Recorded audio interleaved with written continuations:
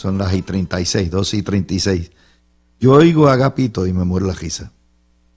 El argumento es que solamente las privatizaciones valen cuando se rompe el monopolio. Y Alejandro García Padilla, precisamente durante su gobernación, apoyó y defendió el monopolio estatal que se llama energía eléctrica y el monopolio de las uniones y del cartel del petróleo sobre energía eléctrica. El problema no es que ojalá pudiera haber 20 compañías de luz, pero en Puerto Rico el sistema es integrado. Y si una planta deja de producir, las otras recogen. Pero ya estamos. Mire, déjenme explicarles algo. Aún en los lugares, en los estados donde hay condados, por ejemplo, les voy a dar Florida. En Florida hay 3 compañías de electricidad, pero cada compañía por región es un monopolio. Donde está Duke, no está FPL. Y donde está FPL, no está Duke. O sea, se aparcelan. Es empresa privada, pero usted no ve los apagones, usted no ve el problema. Y aquí las uniones no tienen jamás el poder que tienen en Puerto Rico. El problema es, como les digo, sí, muy bien, muy bonito, pero después de todo, el Partido Popular es la madre de los monopolios. Nosotros todos los días tenemos que sufrir una cochina colonia, a pesar de que en 3 ocasiones, de hecho en 4 desde el 98, el ELA perdió la mayoría y ellos aplauden ¡viva! Todos los días el Partido Popular gana con el coloniaje. Todos los días nos los espeta, a pesar de que la mayoría de Puerto Rico no quiere el coloniaje. Eso es un monopolio. Eso es lo que se llama un monopolio. Cuando usted no puede considerar ni tener la opción de escoger entre la estadidad, la independencia o la libre asociación, y encima de eso el Partido Popular le bloquea todo proceso para cambiar, no hay, es un monopolio.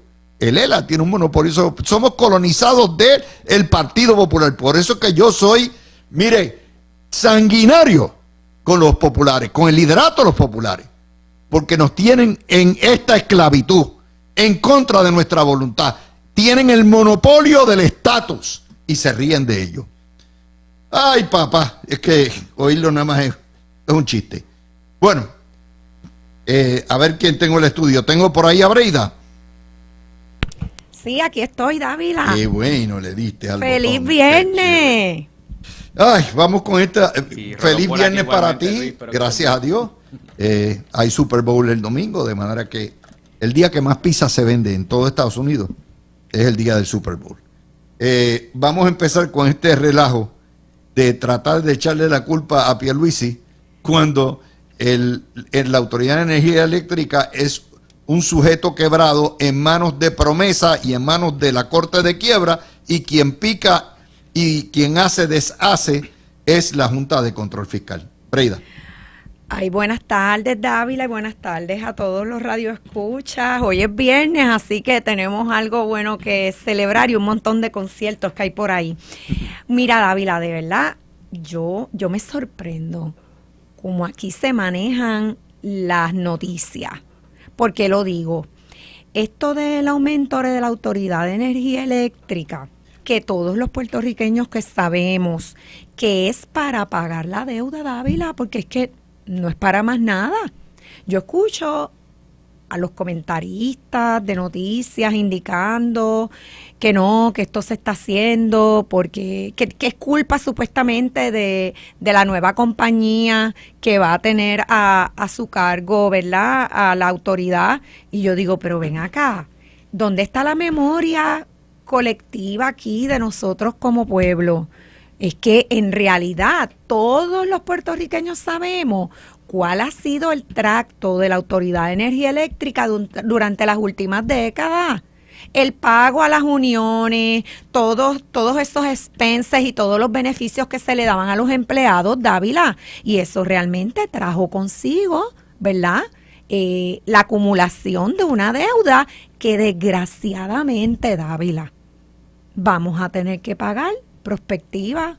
O sea, yo tengo que decirlo, yo dudo mucho que ninguno de nosotros aquí en esta isla estemos contentos con que tenemos que pagar una cantidad adicional para el abono de la Autoridad de Energía Eléctrica. Aquí nadie está feliz, Dávila. Inclusive, yo creo que cada quien en su hogar está viendo, ¿verdad?, cómo ajustar la cosa, ¿verdad?, si en realidad ese pago se tuviese que hacer. Pero decir que eso tiene que ver con el asunto de ahora de la privatización, de verdad, a mí me parece que es estirar el chicle y me parece que es irresponsable decirle eso a los puertorriqueños. Fíjate, vamos a trabajar esto un poquito, que es la cuestión del monopolio. Nunca ha dejado de ser un monopolio, ni aún con empresa privada. Ni hay capacidad de separar cada región.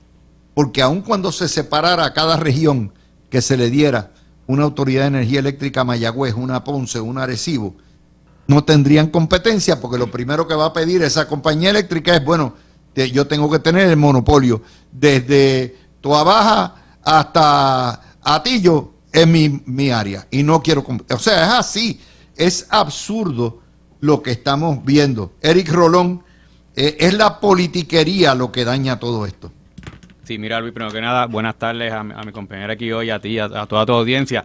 Mira, definitivamente esto es, lamentablemente, como muchas veces pasa, es un asunto sacado totalmente fuera de contexto. Simplemente es cuestión de ir a la ley y ver el orden cronológico como han sucedido las cosas, y te vas a dar cuenta de dos cosas. Primero, la culpa no es del gobernador Pedro Pierluisi. Yo creo que de todos los funcionarios actualmente electos, yo creo que quizás es el menos que tiene culpa, en el sentido de que esto es una reforma del sistema eléctrico que viene corriendo ya hace unos años, donde el gobernador Pierluisi obviamente entra a gobernar el país, y ya hay unos procesos corriendo donde él quizás, pues, como primer líder tiene que tomar la decisión de si continúa con esos procesos o si los revierte, pero revertir hubiese conllevado unas decisiones y unas consecuencias que yo creo que ninguno de nosotros como ciudadanos hubiésemos querido ver. Así que esa parte primero hay que reconocerla, hay que ponerla en contexto y aplaudirla.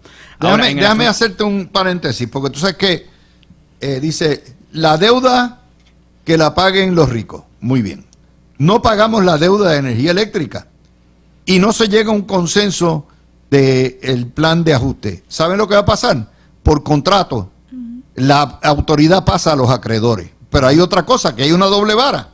Ayer estaban gritando los de la Unión, los del Fondo del Retiro de Energía Eléctrica, que están quebrados también. O sea, recuerden, aquí llevaron a la Autoridad de Energía Eléctrica a la quiebra, y a la quiebra han llevado también el Fondo de Retiro. Pero miren la doble regla.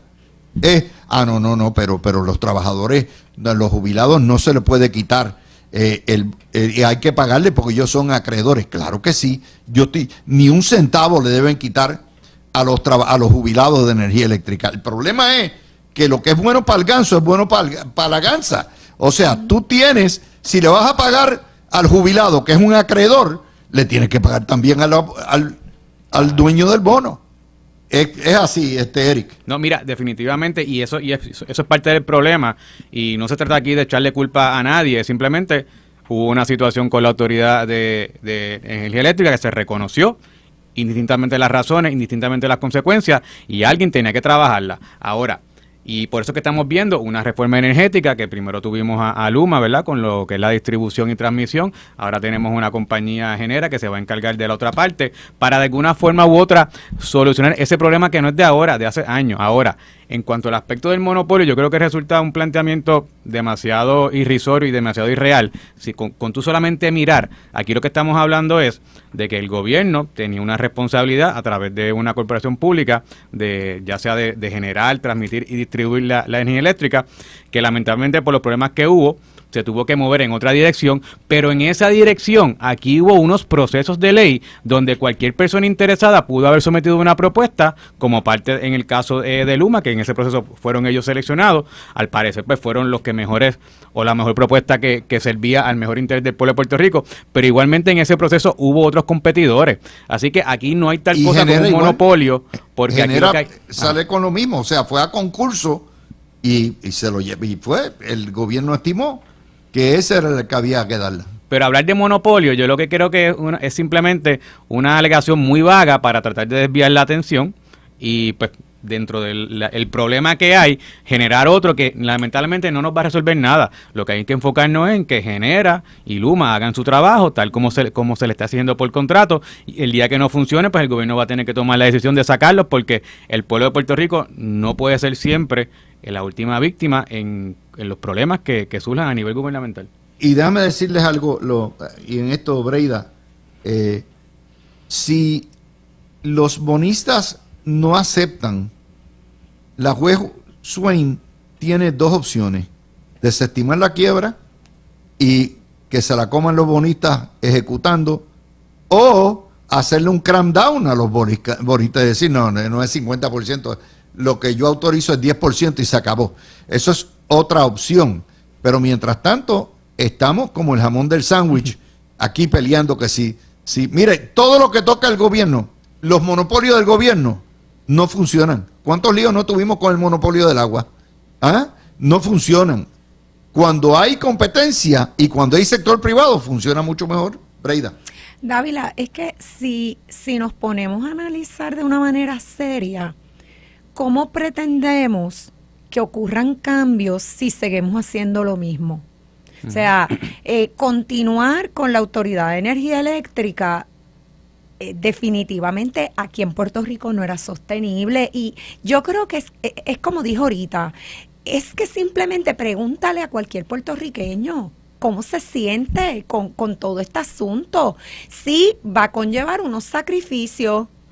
Tristemente, Dávila, nadie en Puerto Rico va a estar brincando en un solo pie porque vamos a tener que pagar otro aumento de la luz para poder solventar la deuda. Pero, ¿cuál es la solución, Dávila? ¿O cuál es la alternativa? Que entonces creemos aquí una inestabilidad. No, Dávila, definitivamente pues hay que encargarse del asunto y pues tendremos que trabajar con lo que tenemos. Y no nos olvidemos que si estamos en esta situación es porque el monopolio del gobierno, es decir, energía eléctrica, lo llevaron a la quiebra. Correcto. O sea, si estamos en una situación donde el monopolio lo llevaron a la quiebra, pues la única razón, la única medida sería romperlo en pedazos, pero aún rompiéndolo en pedazos, cada región tendría su monopolio de autoridad de energía eléctrica. Es loco, pero es así. Eric. No, mira, Luis, y es bien triste, y yo quiero poner esto un poquito en perspectiva. Oye, vamos a suponer, el mejor de los casos, que Luma y Genera pues hagan el trabajo que no se hizo por años, y que pues, nosotros como puertorriqueños pues tengamos el mejor sistema eléctrico ¿verdad? Que podamos aspirar. Pero entonces la pregunta es, Luma y Genera hicieron eso, lo lograron, gracias a Dios, pero ellos van a tener una ganancia. Entonces la pregunta es, ¿por qué la Autoridad de Energía Eléctrica no hizo lo que tenía que hacer hace 50 años atrás, ¿verdad? O el tiempo que tenga de creación, para que esa ganancia, en vez de llevársela a una empresa privada, se pueda utilizar en alguna causa? Porque vamos a hablar claro, el Departamento de Educación, Corrección y la Policía de Puerto Rico, ellos dan un servicio igualmente esencial, pero ahí hay ganancia, claro que no la hay, ahí es simplemente un presupuesto para dar un servicio que todo el mundo necesita. Pero entonces, ¿por qué ahora, en el caso de lo que es la energía eléctrica, vamos entonces a tener una compañía, algo que pudimos haber hecho como gobierno, que, oye, supongamos un ejemplo, ponle que Luma y Genera ahora se ganen, por su gran labor en ganancia, $20 millones. Eran 20 millones de pesos que como pueblo pudimos haber utilizado para inyectar al Departamento de Seguridad Pública, al Departamento de Corrección, al Departamento de Educación, pero como por años la autoridad no hizo lo que tenía que hacer, pues ahora hay que pasárselo a manos privadas, y obviamente eso tiene un costo, tanto para el pueblo de Puerto Rico, pero más importante aún, lo que pudimos haber ganado lo estamos perdiendo porque ahora solo lleva esa ganancia. Es verdad que recibimos el servicio que queremos, pero y esa ganancia, porque entonces el pueblo no se quedó con ella para usarla en otras causas. Yo creo que esa es la parte más crítica de todo esto. Yo espero que Luma y Genera hagan el trabajo que por ley se les está encomendando, pero siempre hay que tener como norte que puede ser un ejemplo de muchos donde como gobierno tenemos que hacer lo que está en nuestro control, porque a la larga quien sufre es el pueblo de Puerto Rico. Y fíjense que el muro de los lamentos es tal. Puerto Rico es una comunidad que siempre los aterran, siempre, como es la cobertura de noticias y la politiquería, tienen al pueblo histérico. Estas vistas, que no es otra cosa que una inquisición que está haciendo Luis Raúl Torres, es una vergüenza. No ha entrado todavía Genera Puerto Rico y ya los tienen sentados en el banquillo y sacando cosas allí. Lo mismo le han hecho a Luma. Y hay una realidad que dijo el gobernador ayer, Breida, en la conferencia, no en la conferencia, las vistas del Senado, y es que en los últimos 5 meses ha habido una estabilización del servicio eléctrico. Eso no quiere decir que la luz no se ha ido. La luz se va periódicamente en distintos sectores, pero ha habido una mejoría y eso es una realidad.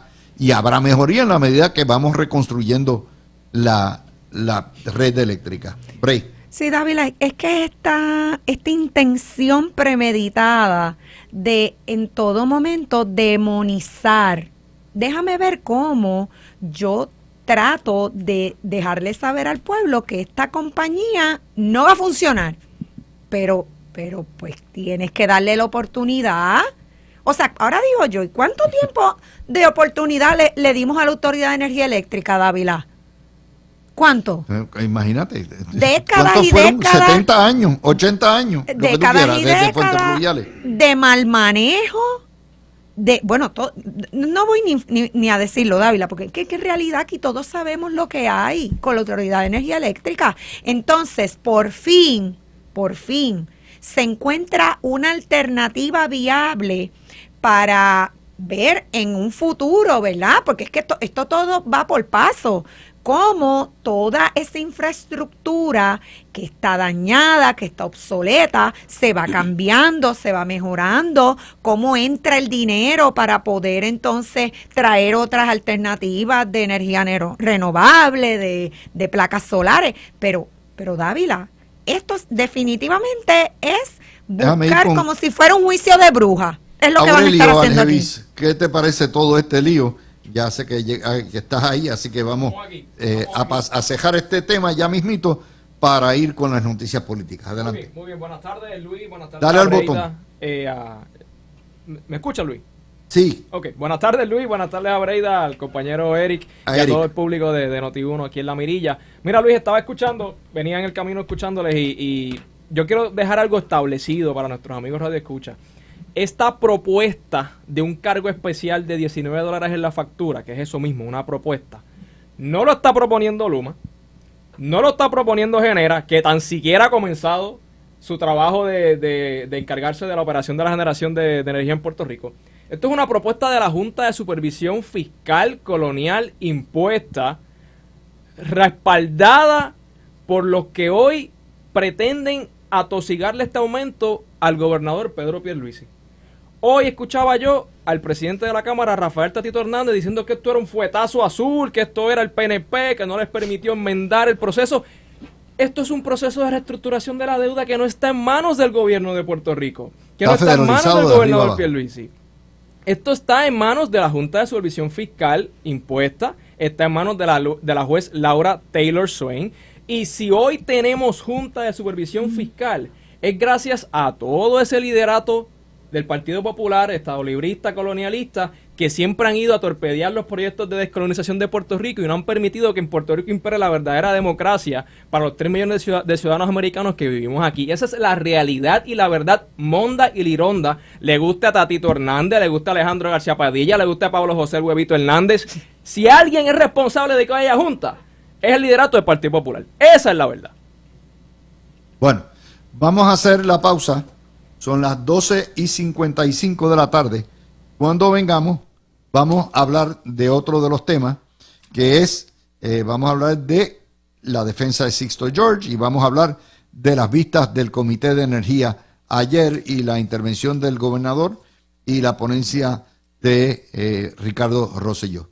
Regresamos. Vamos a comenzar ahora el tema de las vistas en el Senado, que se concentraron esencialmente en pedir igualdad, pedir dinero para los proyectos de reconstrucción que están siendo erosionados por la inflación, y el tema de la estadidad está guardado, va a estar guardado por 2 años mientras los republicanos controlen la Cámara y mientras Joe Manchin controle la puerta del Comité de Recursos, del Comité de Energía. Mientras tanto, como les digo, el Partido Popular todos los días gana. Cada día que pasa y está la colonia en Puerto Rico en contra de la voluntad, somos esclavos del coloniaje y en cierto sentido del Partido Popular también. Empiezo contigo, Breida.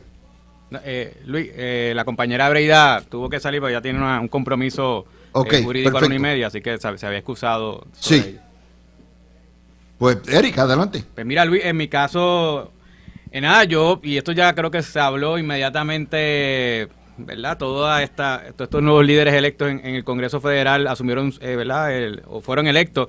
Ya muchos de ellos habían adelantado de que, y digo mucho, tomando en consideración probablemente el que más nos importa, que es el presidente de cada una de las comisiones de recursos naturales de ambas cámaras, las cuales ya hoy por lo menos se confirma que entonces el homólogo en el Senado Federal, en este caso Manchin, deja entrever, lo mismo que en el caso del presidente de la comisión de la Cámara de Representantes, de que el tema de la estadía de Puerto Rico no es un asunto prioritario para esta sesión o para esta Asamblea Legislativa. Así que eso pues ya se había discutido, hoy pues se confirma del lado del Senado que quizás pues había un poquito de esperanza, pero ya básicamente esa es la información que tenemos, así que entiendo que va a ser sumamente difícil en estos años poder mover la agenda de la estadía a favor de Puerto Rico.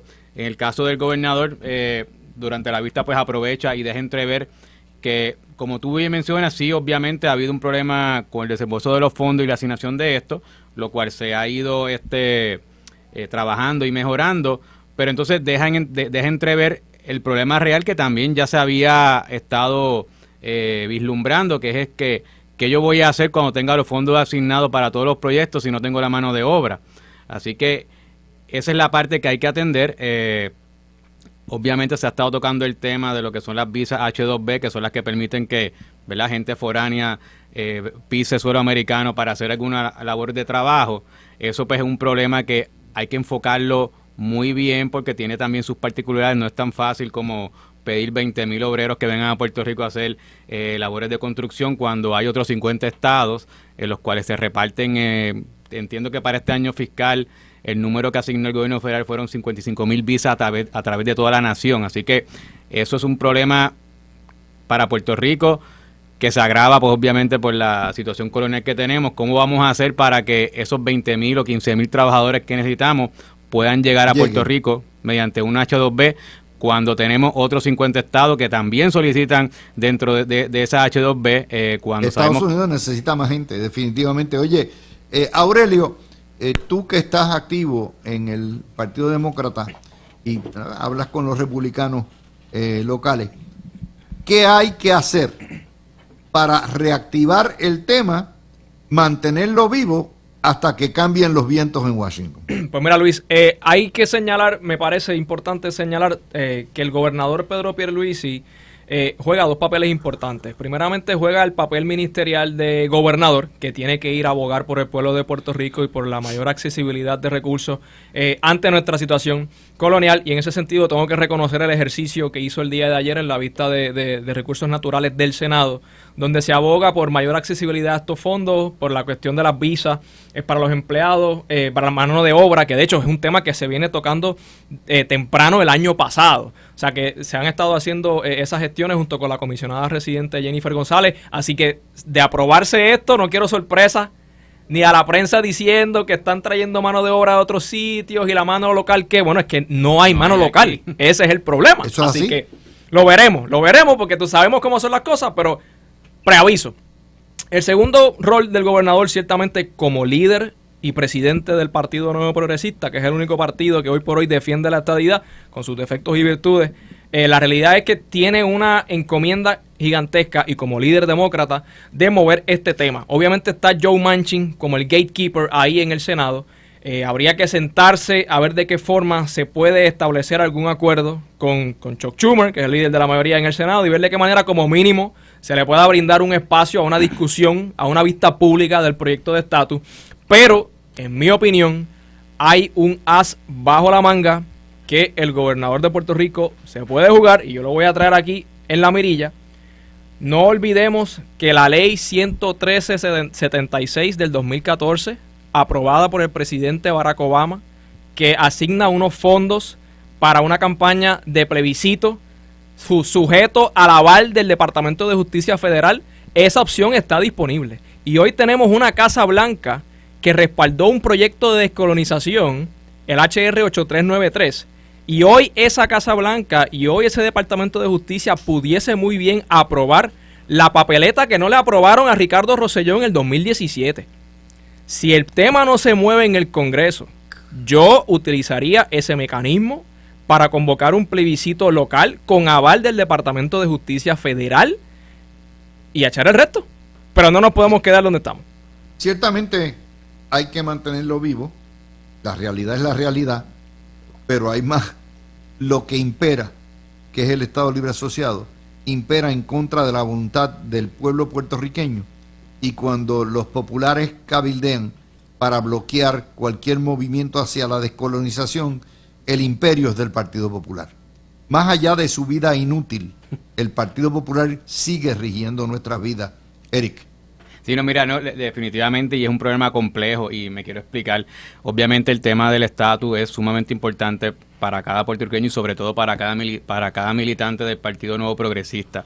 Así que hay que seguir esforzándonos en esta nueva pared, porque quizás cerramos el año como con bombas y platillos y ahora de repente tenemos una nueva pared donde no importa si son demócratas o republicanos, aparentemente hay como que una agenda que no va a incluir trabajar a favor de ninguna índole por el estatus colonial o a favor de la estadía para Puerto Rico. De hecho, escuché unas expresiones ahí, pero nefastas, de que para que Puerto Rico pueda ser admitido, primero los 50 estados tendrían que ponerse de acuerdo. O sea, yo creo que el panorama realmente no pinta nada bien, así que en el caso del gobernador Pierluisi tiene unos retos por delante, porque no podemos dejar de morir en esforzarnos porque de una vez se nos atiendan, pero a la misma vez hay que también enfocar el tiempo en los problemas que tenemos actualmente, como lo que se trae, la reconstrucción de Puerto Rico. O sea, ¿qué vamos a hacer cuando tenemos un problema de envergadura con fondos, mano de obra, pero también tenemos el problema colonial? O sea, ¿cómo hacemos una agenda de trabajo donde dediquemos tiempo y esfuerzo a cada uno de estos puntos, pero sin necesariamente, en este caso, ¿verdad?, dejar a un lado la reconstrucción, que entiendo que el gobernador, yo sé que ha sido demasiado enfático en ello. Su agenda de trabajo se basa en la reconstrucción de Puerto Rico y eso no se puede dejar caer. Ven acá, yo les pregunto a ustedes, ¿las elecciones del 24 serán plebiscitarias o no serán plebiscitarias? Bueno, las elecciones del 24 serán plebiscitarias en la medida en que podamos enfocar el tema en esa dirección, y yo quiero volver a recalcar que aunque tengamos puerta cerrada en el Senado con Joe Manchin, que está empezando el Congreso, o sea, yo no descarto nada, y aunque parezca que tengamos puerta cerrada en la Cámara Republicana, no descarto nada. Yo creo que la comisionada, dentro de todo, ha mostrado ser muy hábil y ha mostrado tener aliados fuertes en el ala republicana, por pocos que sean.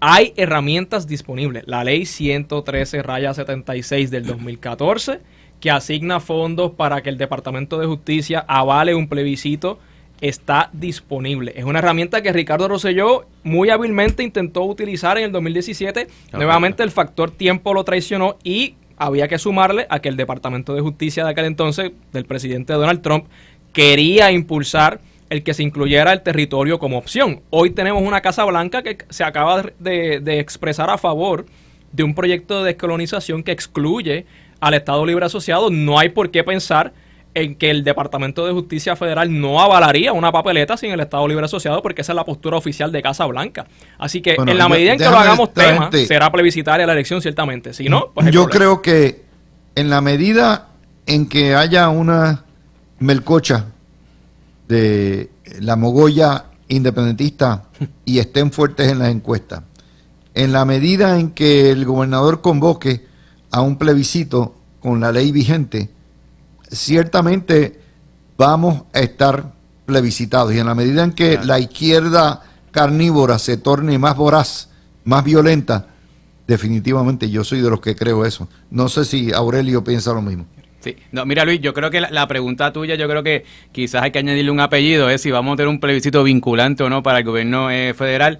No, vinculante no va a ser. Por eso, pues yo creo que, porque de que quizás lo vamos a tener, de hecho que escuché las expresiones del gobernador durante la vista y quizás no se está contemplando tanto el tener un plebiscito puramente local, porque honestamente, ¿verdad? Ya se han hecho varios, y yo creo que aquí lo importante no es como tal el plebiscito, es un plebiscito que obligue y amarre de alguna forma u otra al Congreso Federal a que acepte la decisión. Los estadistas le van a exigir a Pedro Pierluisi que haga el plebiscito. Si no pierde y no lo dudo, esa base ideológica, y yo sería, si no lo hace, se le quedan en la casa un montón de gente. Y yo sería uno. Lo que quiero decir es que si uno se pone el sombrero, ¿verdad? De la responsabilidad fiscal, ¿verdad? En tiempos donde necesitamos mucho dinero para otras causas, pues quizás el gobernador, sabiendo eso que tú traes, Luis, pues yo estoy seguro que él está claro de eso. La pregunta es, ¿vamos a hacer un plebiscito que nos cuesta X cantidad de dinero, que quizás no va a ser vinculante? Lo que nos cuesta es la papeleta. Correcto, pero... Aurelio, lo que nos cuesta es la papeleta, eso es todo, una papeleta más. Pues no cuesta nada más. Bueno, sí. Los números aquí, ¿verdad? En los trámites de proceso eleccionario, ¿verdad? Tú sabes que siempre ahora la verdad, la oposición los mira y cuál es el resultado y qué se logró con eso. Así que yo creo que va a ser una decisión que me imagino yo que van a estar tomando. Obviamente todos sabemos que queremos un plebiscito, ¿verdad? Porque yo quisiera expresarme todas las elecciones de que quiero la estadidad en Puerto Rico, pero yo creo que desde el punto de vista de un gobernador, y más en estos tiempos, también tiene que sopesar un poco de hecho, el impacto fiscal que se les olvidó que en esta elección también hay una papeleta de embuste de esa para votar por el presidente. Claro. ¿Ok? O sea, es bien, lo que les estoy diciendo es, si el gobernador no plebiscita la elección, se le queda medio partido en la casa. Eso es así, es mi predicción, pero no sé qué piensa Eric. Sí, no, Eric estaba hablando ahora, sería yo ahora, Luis. Yo estoy de acuerdo y de hecho la información que tengo de parte de la Comisión Estatal de Elecciones es que esa papeleta presidencial que está por ley, eso va. Eso no está en planes de cancelarse. La información que tengo es que se está trabajando para que esa papeleta presidencial se presente en las elecciones generales del 2024 aquí en Puerto Rico, que ciertamente es un ejercicio adicional que como ciudadanos americanos vamos a estar ejerciendo, aunque sea de manera simbólica, pero ciertamente envía un mensaje importante, sobre todo el resultado que pueda producir la votación de esa papeleta. Pero, de nuevo, en la medida, y mencionaste algo importante, Luis, en la medida en que haya un junte de la izquierda independentista, se tiene que hacer un llamado de los electores estadistas que creemos en la unión permanente y dejarle meridianamente claro y establecido al pueblo de Puerto Rico que una victoria electoral de ese junte de izquierda radical independentista va a significar un cambio de postura y un cambio de política en Puerto Rico, porque podrán decir en campaña otra cosa, pero a la que se monten en el poder van a hacer lo que sea por impulsar que se jamaquee el palo y que haya una separación total, porque esa es la finalidad de todo esto. Ahora hay, como tú has dicho, Luis, el flautista de Amelín cantando por ahí, pero cuando lleguen van a jamaquear el palo. Esa es la realidad y tiene que haber una fuerza electoral de ciudadanos que creemos en la unión permanente. Ahora sí va Eric, ¿verdad? Sí, ahora sí, Luis. Es que ustedes, la voz se parece muchísimo. Okay. Es increíble. Bueno, vamos a darle una cosa. Esa papeleta presidencial es una brutalidad del PNP. Porque esa papeleta presidencial va a identificar a Puerto Rico con un partido político, probablemente gane los demócratas, y los republicanos se van a pegar de un clavo caliente para no dar la estadidad. Es una brutalidad. Yo me opuse a eso, dije, aparte de que no significa nada votar por presidente si tú, sin ser verdaderamente un voto, pues nuevamente, ahora un plebiscito sí, porque un plebiscito queda registrado Claro. para la historia y hay que hacer lo que haya que hacer hasta que abran la puerta. Erika ahí. Sí, no, mira, Luis, lo que tú traes para mí tiene mucha razón, obviamente con unas pequeñas diferencias. Yo como estadista, obviamente, tengo unas creencias particulares entre las opciones disponibles, ¿verdad?, en la de la nación, que son Partido Demócrata y Republicano, pero a veces hay que, como estadista, hay que pensar qué viene primero. Pues viene primero luchar por la estadidad. Entonces, en la medida de que asumamos una postura a favor de un partido demócrata o republicano que afecte a nuestro interés primario, yo creo que ahí deberíamos detenernos y pensar, como tú muy bien estás diciendo, para que quizás yo voy a hacer un ejercicio donde va a poner en evidencia a los que están ahora mismo líderes electos, ¿verdad?, a nivel de lo que es el gobierno federal, que se supone que no lo utilicen en contra de nosotros, pero no seamos ingenuos, lo llevan utilizando por muchos años. Entonces, si miramos el récord de Puerto Rico, en las pocas primarias que se han hecho a nivel de los partidos en Puerto Rico, siempre escogemos al candidato que termina no electo a favor del partido. Así que yo en esta parte me abstendría un poco, porque no quisiera apoyar la causa demócrata, porque ese es mi partido a nivel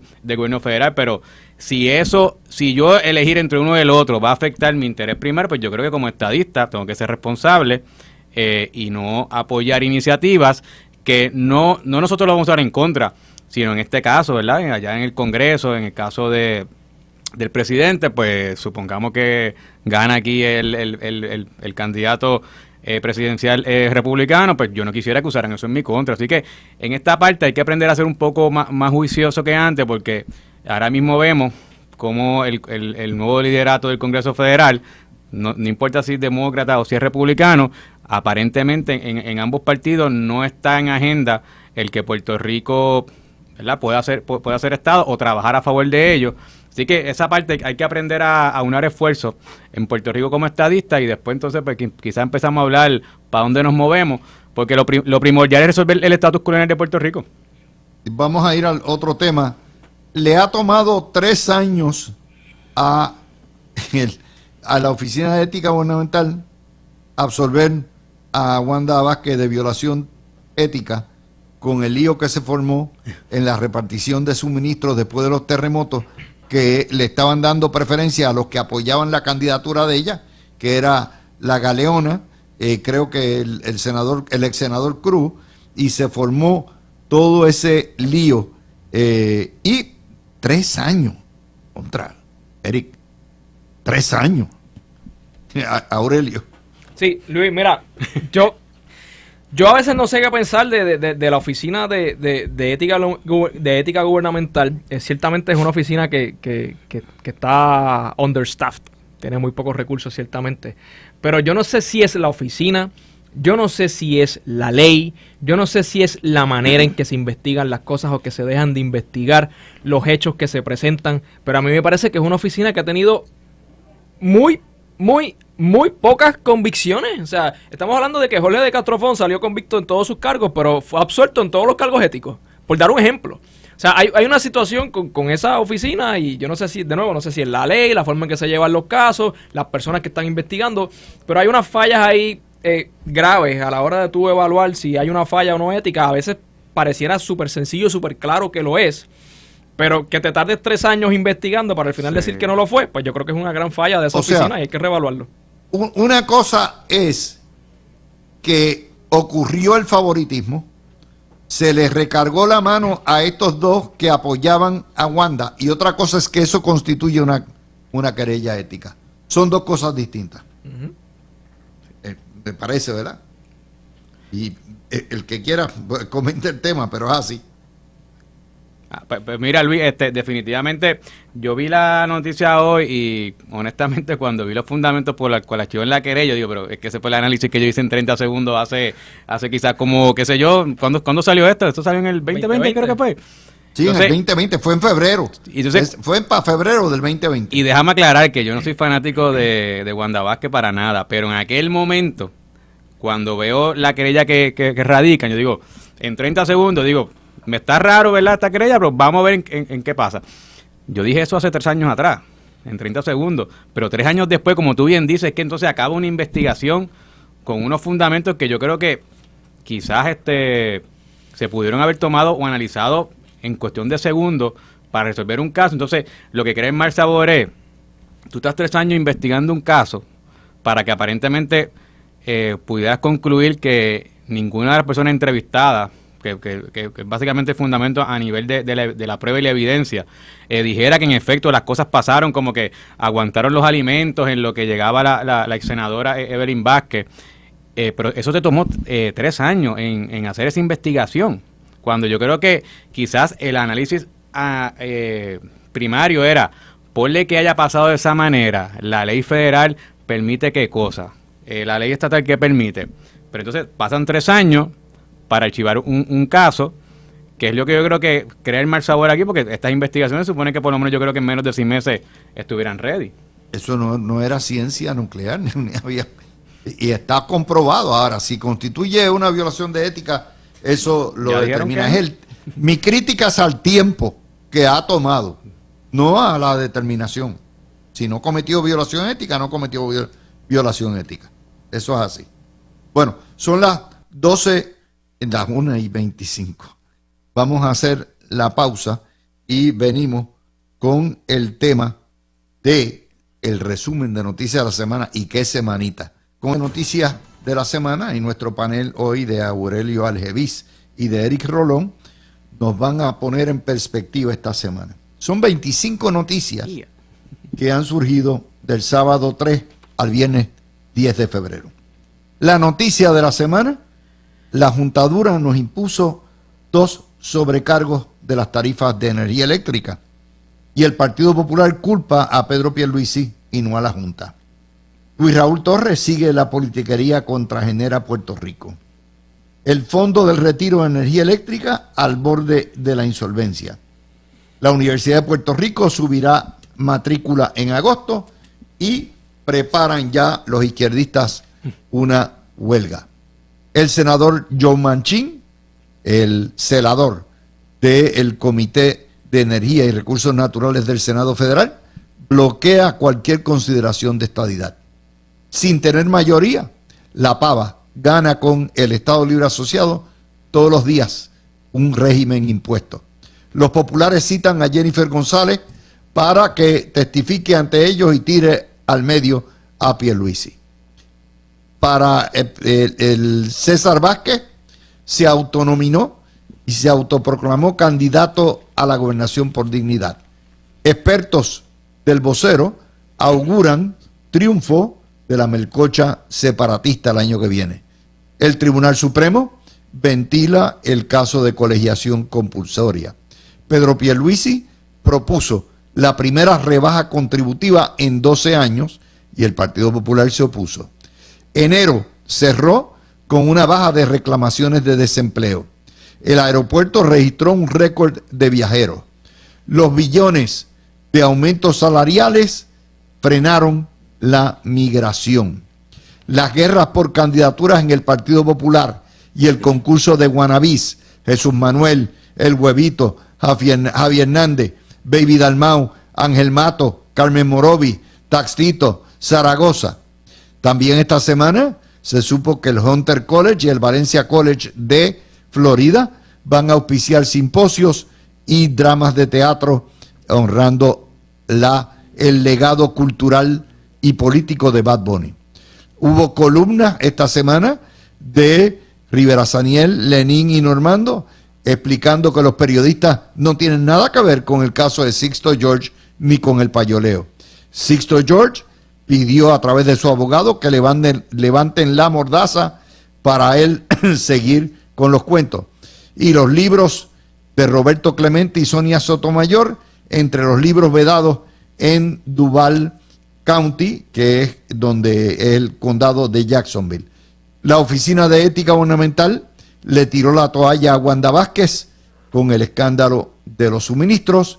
Esta semana se dio el mensaje de la unión de Biden, donde Biden sacó a relucir a Puerto Rico como un modelo de la reconstrucción energética a seguir, y el terremoto de Turquía y Siria, que ha dejado cerca de 25,000 muertos y 100,000 heridos cuando se sume todo.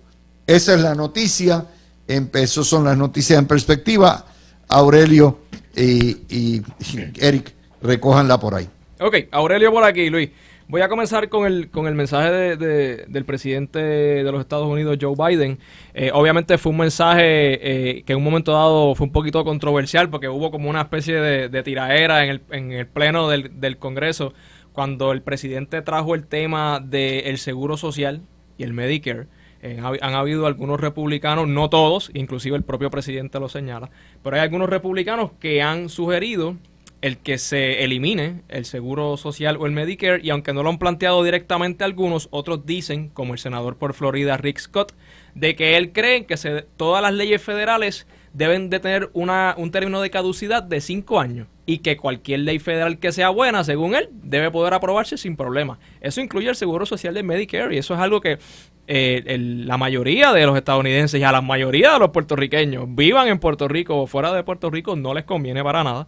Allí obviamente el presidente fue muy astuto y logró que al final le vitorearan y estuvieran de acuerdo con él en que no van a presentar esas propuestas, así que creo que fue un triunfo del presidente en ese Y va a ser fogueo. un tema chicle para la elección, porque es un tema que pegó. O Claro, sea, definitivamente. Él tiró el anzuelo, los republicanos cayeron. Lo mordieron. Porque era innecesario, porque los republicanos desde el principio, el speaker McCarthy dijo que no iba a haber recortes ni se iba a considerar, pero ahí anotó los puntos. Sí, anotó los puntos. Sobre el tema de las candidaturas en el Partido Popular Democrático, pues, de nuevo, estamos hablando hoy precisamente de unos temas donde la Junta de Supervisión Fiscal, la Junta de Control Fiscal, se impone sobre la voluntad del pueblo de Puerto Rico. Una junta que yo desde el principio siempre he señalado que en la ley promesa establece claramente que esa junta, además de venir a trabajar con la reestructuración y la deuda, tiene que venir a trabajar con los temas económicos y el desarrollo económico de Puerto Rico, y yo no veo cómo es posible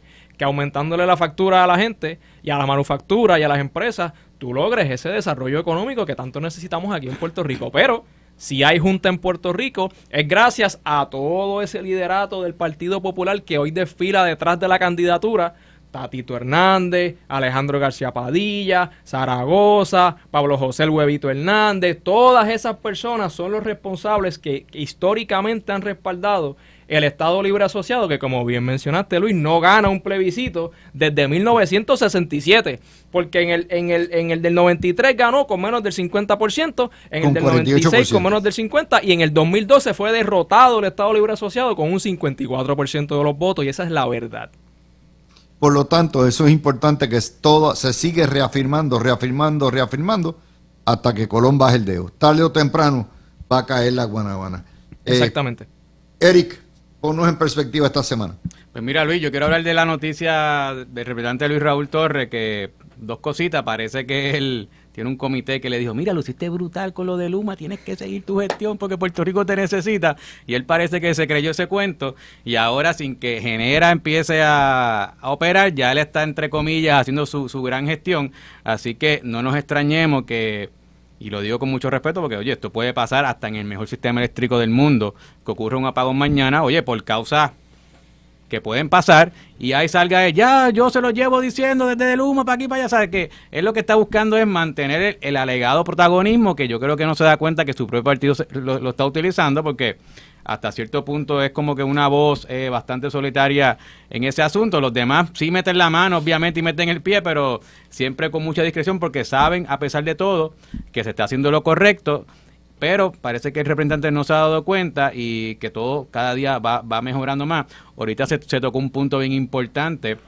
Ya la gente está pensando que hay una estabilidad en el sistema, y eso es bien significativo por dos cosas. Primero, deja entrever que en manos privadas lo que había se maneja mejor, porque sabemos que no ha mejorado en nada, por lo menos lo que es la estructura, ¿no? Así que parece que esta compañía, dentro de lo que tenía, está manejando mejor. Así que eso lo que habla mal es de cómo quizás ante la autoridad manejaba los mismos activos y los mismos recursos, y por otro lado, pues deja entrever, ¿verdad?, que este representante, ¿verdad?, pues no ha sabido ¿verdad?, pasar la página, y él se cree que está haciendo una buena gestión, y pues parece que va a seguir por ahí con Genera a ver si algo llega.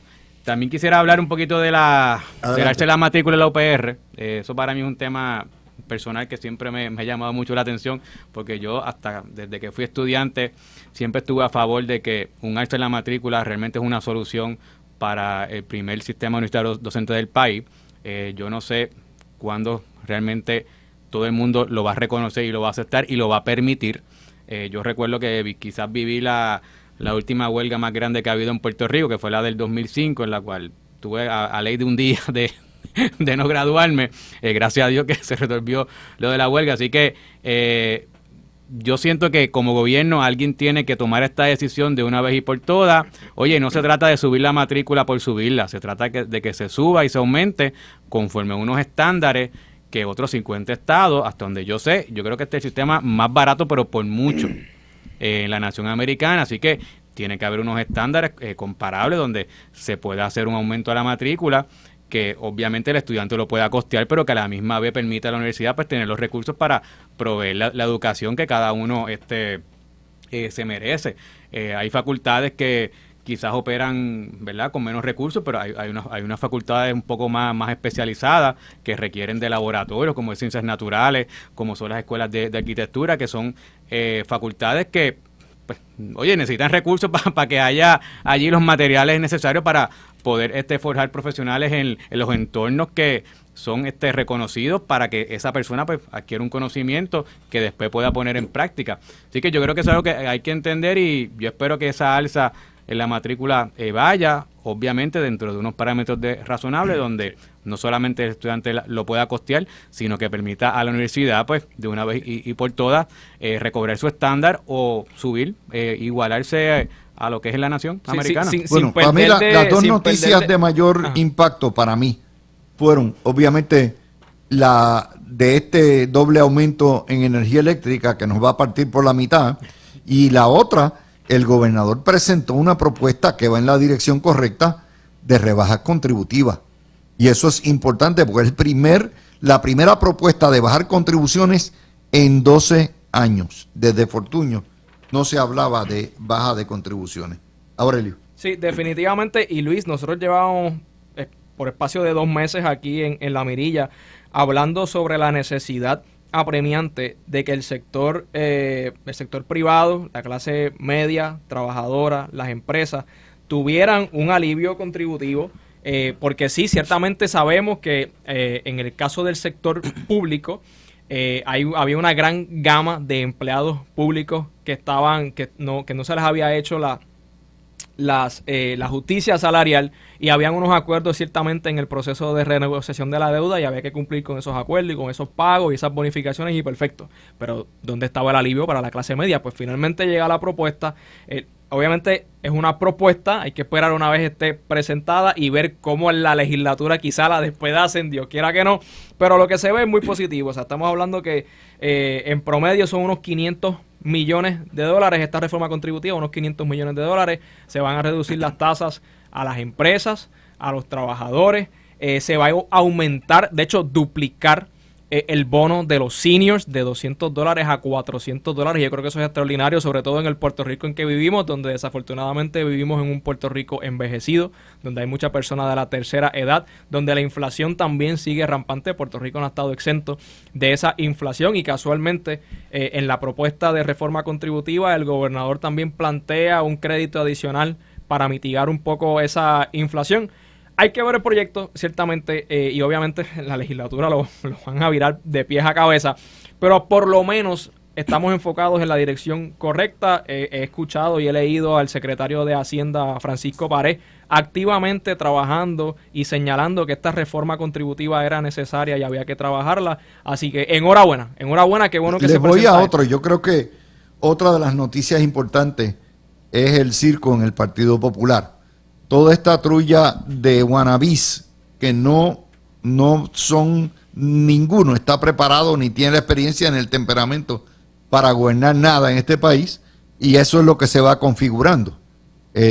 La mediocridad de la plantilla que tiene el Partido Popular frente a lo que habrá de ser una papeleta sumamente atractiva por parte de los independentistas, con la melcocha que van a hacer entre Victoria Ciudadana y el Partido Independentista.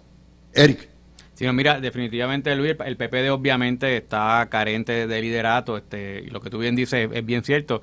Son wannabes porque es lo que hay. Entonces, pues, dentro de lo que hay, pues, aparentemente hay 2 o 3 voces que se están levantando, unos quizás con más experiencia que otros, pero a la larga, es lo que yo me pregunto, y esto es mi parecer, ¿dónde están esos funcionarios que formaron parte del último gabinete popular que hubo aquí en la gobernación, que fue en el 2013? Que yo entendería que son los que más preparados pudieran estar, porque tienen quizás un conocimiento directo en la estructura gubernamental, que mucha gente se cree que sabe, pero hasta que tú estás allí te das cuenta que eso es otro cantar.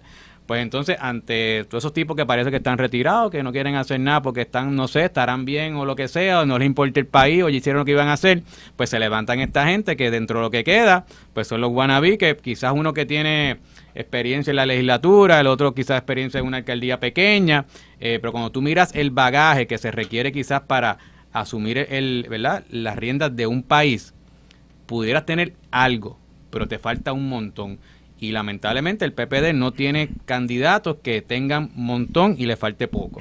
Oye, y otro debate que tiene tangencia con Puerto Rico y que por lo menos debe tranquilizar a todo el mundo, es precisamente el reto que le hace el presidente Biden a los republicanos diciendo no se atrevan a tocar seguro social ni Medicare.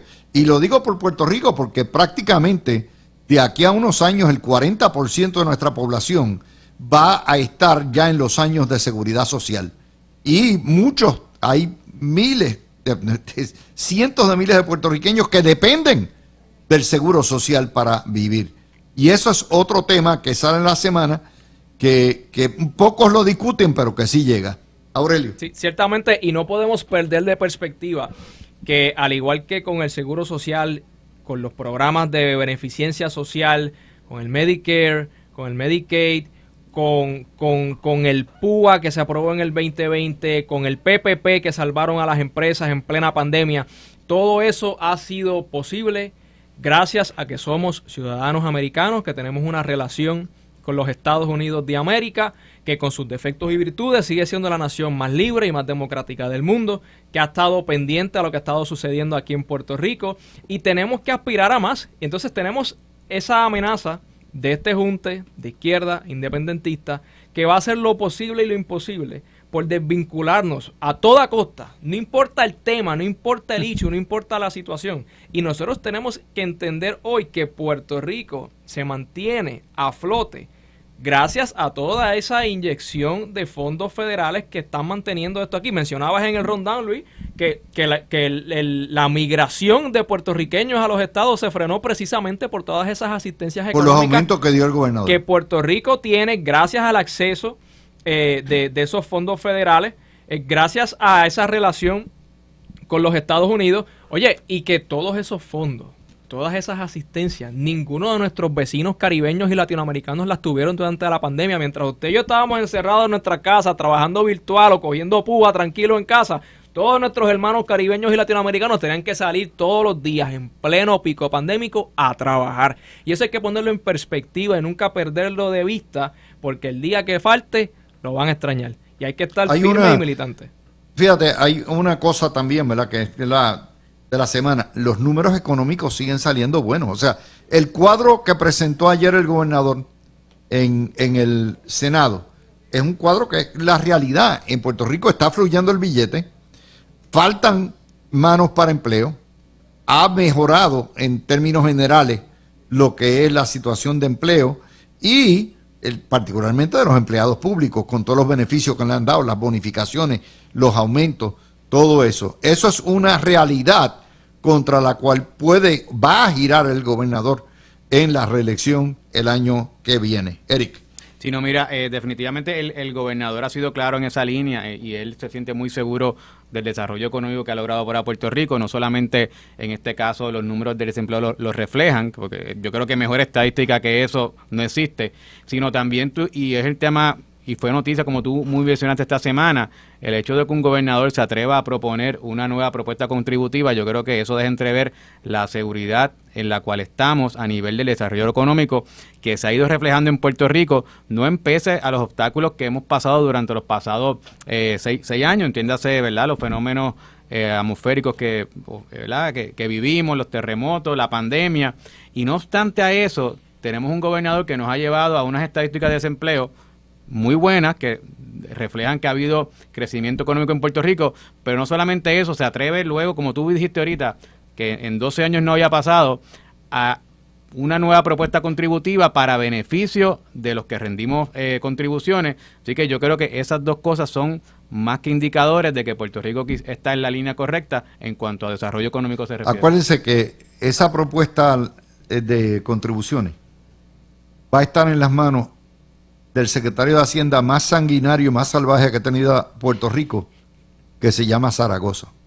Zaragoza es el portero de la Comisión de Hacienda y hay que estar velándolo bien de cerca, porque Zaragoza fue básicamente criminal con el bolsillo puertorriqueño en los años que tuvo control de Hacienda. De hecho, persiguió, trató de meter preso a gente. Para Zaragoza es probablemente de todos los candidatos del Partido Popular el más peligroso.